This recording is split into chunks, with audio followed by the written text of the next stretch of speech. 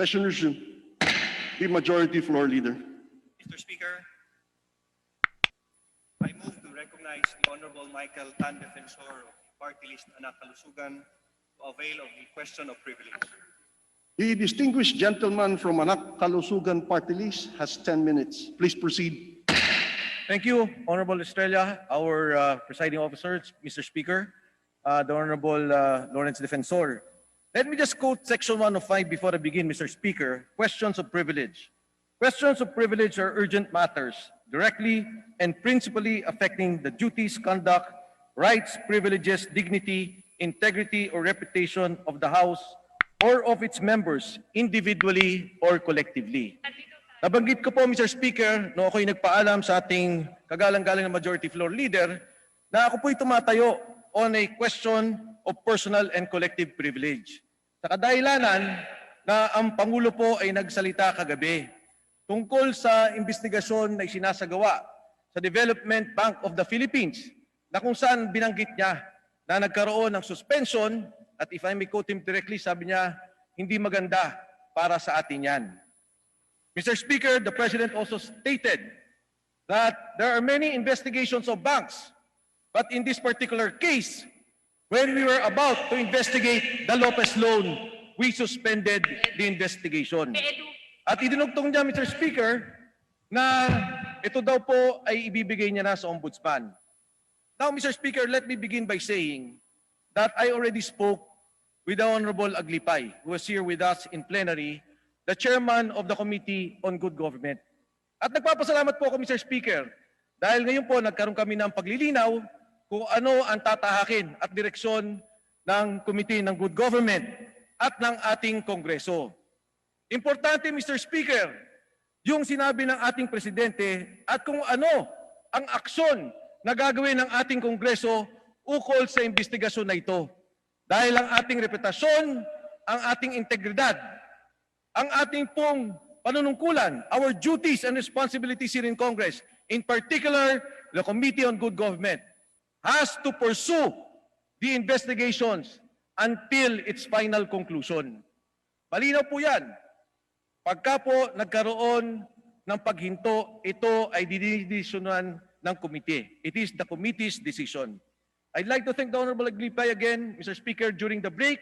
Nilapitan niya po ako at nagkaroon na po kami ng paglilinaw. Because, Mr. Speaker, what happened was, in January 18, nagkaroon kami ng investigasyon. Doon po sa aming pag-uusap, sinabi ng Bangko Sentral ng Pilipinas na yung mga loan na to ay walang eligibility. Yung po ang nauna. Ang pangalawa po, ang sinabi po nila ay walang mga dokumento at nawawala na daw. Ang hindi alam ng Development Bank of the Philippines, meron po tayong hawak na mga dokumento. Dahil ang issue po na ito ay lumabas na isang dekadang nakaraan. No less than the columnist Neil Cruz of the Philippine Daily Inquirer, God bless his soul, wrote about this issue of condoned loans of the Abs-Cbn Lopez Group. And Mr. Speaker, it was in fact the very statement of President Duterte that there are condoned loans. And during that hearing, Bangko Sentral ng Pilipinas was affirming that there were loans not given eligibility. Ngayon, Mr. Speaker, kung ito namang depensa nila sinasabi nila, na ito daw po ay pwede sila magbenta kahit hindi dumaan sa SPAV, dahil ito naman po daw ay tax incentive, lalo pong mas masama, dahil yung 9 bilyon na utang, ginawa po nilang 3 bilyon. Mr. Speaker, I see the face of the beautiful face of the Honorable Herrera. She requested me not to dwell on the issue, but I'm just stating a fact na meron pong patutunguhan ang isyong to. May mga dokumento at may mga ebidensya. At ang Pangulo na nga mismo, nagsabi 3 taong nakaraan, binanggit niya na to. Kagabi, nagalit na siya sa Kongreso. Bakit natin hinto at ibibigay sa Ombudsman? Ang tanong ko, Mr. Speaker, ano ang ating gagawin? Ang tanong ko, sa liderato ng ating Kongreso, hindi ko na babanggitin ang pangalan. Dahil sabi ni Congressman Herrera, wag mo na sabihin ang pangalan ni Speaker Lord Velasco. Ano ang aksyon na ating gagawin tungkol sa investigasyon na ito? Mr. Speaker, Again, I thank the Honorable Aglipay. I understand there will be a hearing on the 17th. Sana po ay matapos natin to. Because Mr. Speaker, in the end, ang talumpati ng ating Pangulo was on the vaccination. And he mentioned that the payment for vaccination will come from loans. Ito po ay panggagaling sa utang. At ang utang na yan, manggagaling sa DBP at sa World Bank. Ang pera po ng DBP ay pera ng taong bayan. Yan po ay pera ng gobyerno.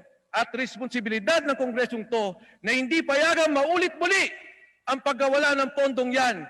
Dahil yan po ay hindi natin pera, hindi perang pribado, kundi pera ng sambayanang Pilipino. Thank you, Mr. Speaker, and good afternoon to everyone.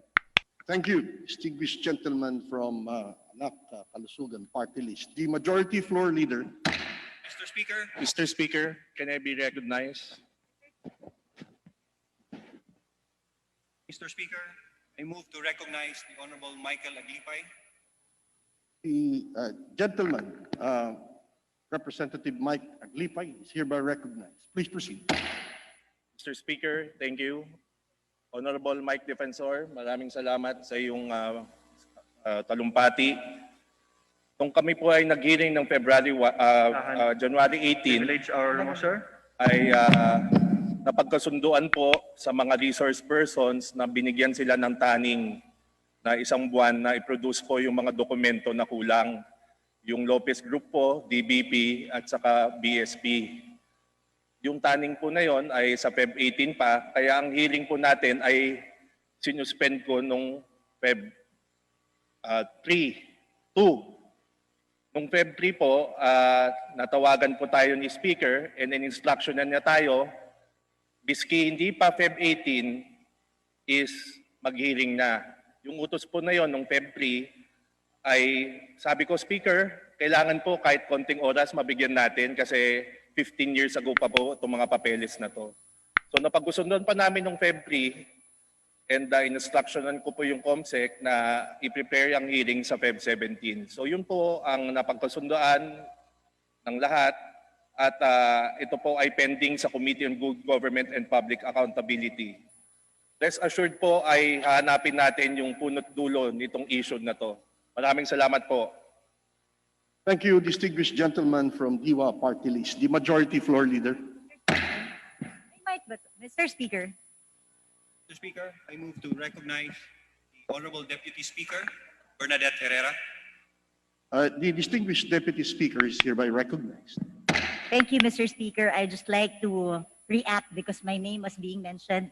I was looking at the Honorable Defensor because this topic is already a topic in the committee already for deliberation.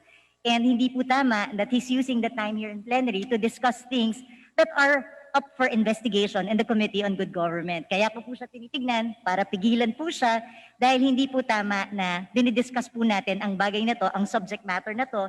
And he gave us his assurance earlier that he will not violate the rules of this floor of the plenary para po magkaroon ng due advantage doon sa kanyang posisyon. Kaya Mr. Speaker, I just like to put that in record. That is the reason why I was looking at him to prevent him from saying anything further regarding the subject matter that is already a topic in the Committee on Good Government. Thank you, Mr. Speaker. Mr. Speaker. The remarks of the distinguished lady Deputy Speaker is noted by the Chair. The Majority Floor Leader. Mr. Speaker. Mr. Speaker, I move that we recognize the Mr. Honorable Speaker. Kit Belmonte. I move that we recognize the Honorable Kit Belmonte. Atienza, Mr. Speaker. Sorry. I would like to be enlightened. Mr. Speaker, the Honorable Belmonte yielded to the Deputy Speaker Atienza. May we recognize the Honorable Atienza? The distinguished Deputy Speaker is hereby recognized. Please proceed. Thank you, Mr. Speaker. We would like to be enlightened as to what is the purpose of these deliberations going on now on the floor. To take over the time that we would want to allot to tackle very important measures pending before this body. Ano po ba ang punot dulo nito? At ano po ba ang karapatan ni Congressman Defensor na tumayo upang questionin ang nangyayari sa committee. Nagbago na po ba tayo ng rules? He's mentioning a collective privilege. I do not feel belonging to that issue. That issue is not my concern, and I'd like to be dissociated from his position. And I am questioning his citing collective privilege when this issue is a very personal one for him. Mabuti pa sinabi niya personal privilege, and I will respect that. Pero collective, I do not feel belonging to what is cited here. He is citing again his personal crusade against the ABS and the Lopez companies. Ako po'y nakadalo sa isang pulong na ginaganap base po sa kanilang reklamo, chaired by Congressman Mike Aglipay, and I listened to the deliberations and the opportunities given him to support their allegations. And I personally witnessed failure on their part to support their allegations with documents. And I support whatever action the chairman would take to handle these particular issues, because when one goes to any committee for an investigation, he should be ready with documents and not go on a fishing expedition requiring the banks, including the central bank, to bring the documents that they are required to present before the body, before the council, the committee. At this point, bringing the issue on the floor occupies all of our time, and I question that particular action because it is not in accordance with our rules. Mr. Speaker, Mr. Speaker, before the reply, Mr. my Speaker. name was mentioned, Mr. Speaker. and I'd like to react on the statement of the Honorable Atienza, Mr. Speaker. Mr. Speaker, if I may. I yield Chair the declares- time to the Honorable Atienza. Gentlemen, Mr. Speaker, Chair declares a 2 minutes suspension of the session. Leader. Mr. Speaker, before we resume, may I recognize the Honorable Kit Belmonte. The distinguished gentleman from Quezon City, Minority Floor Leader, is hereby recognized. Proceed. thank you very much, Mr. Speaker. I was rising in the middle of the speech of the Honorable without something. However, my microphone was not working at that time, Mr. Speaker. I'm sure my brother will agree with me, Mr. Speaker. Of course, it is his right to speak something of personal collective privilege. However, I presume that he was carried away in tackling matters that were already subject matter to a committee deliberation, as pointed out by the Honorable. I'm sure it was unintended by the Honorable Defensor to get carried away that far and cause these reactions. Therefore, in accordance with our rules, Mr. Speaker, may I move that we strike out all the matters mentioned by the Honorable Defensor from the records that are related to the subject matter discussed already in the committee, Mr. Speaker, Your Honor. Mr. Speaker? Is there any Before the- objection? Is No, there any Mr. Speaker, objection? object. Before the ruling of the chair, may I just quickly reply? The distinguished gentleman from Anak Kalusugan is hereby recognized. Thank you, Mr. Speaker. Mr. Speaker, isa-isahin ko. Ang unang binanggit po ni Honorable Atienza, yung daw salita ko is not a collective privilege. It is precisely a collective privilege, Mr. Speaker, dahil ang Pangulo nagsabi, Kongreso. That is So not that my is point, the Mr. collective. Speaker, and I have a motion, Mr. Yeah. Speaker. No, before the motion, just quick. Now, on a personal level, Mr. Speaker, I did say it is a personal and collective privilege. Ngayon, Mr. Speaker, sinasabi ni Honorable Belmonte, I already touched on the issue. Mr. Speaker, I never discussed pro or against the issue. Ang sinasabi ko lang yung factual na merong mga lumabas doon sa ginawa naming hearing. Therefore, yun ang kinagalit ng Pangulo. Now, if you feel that the President had no right to say that mali ang pag-suspend natin, okay, delete what I said. That there was condonation, that there was suspension, because that is the statement of the President. And if the majority will allow that those phrases will be taken off, then I would say that this very Congress is fighting the objective and intent of the President. Thank you, Mr. Speaker. Thank Mr. you, Speaker. gentleman from Anak Kalusugan, the Majority Floor Leader. Mr. Speaker, there is a pending motion. I object, by the Mr. Speaker. minority. I object. So we vote on it. There is a motion Will the distinguished gentleman from Quezon City please repeat his motion? Mr. Speaker, this representation believes we should not vote on a question of rules. This is a rule written in our book of rules governing this particular Congress.